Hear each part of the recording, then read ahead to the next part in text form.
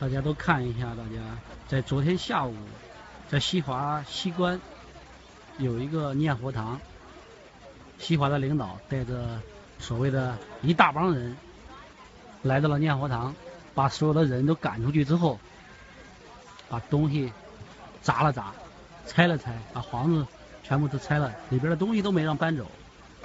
大家看到现在这个镜头没有？大的一个雕像，想必大家都认识是吧？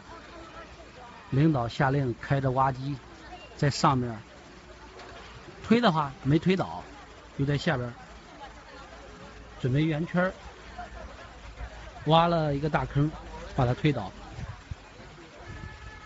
这就是西华的领导干的好事。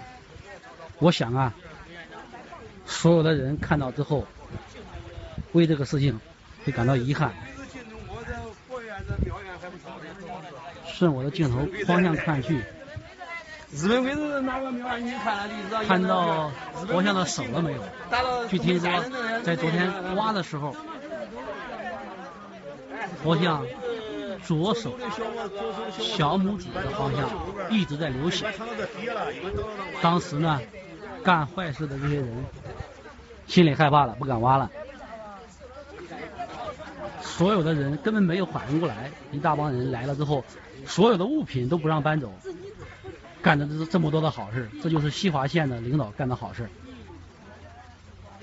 大家看一下，都转发一下啊！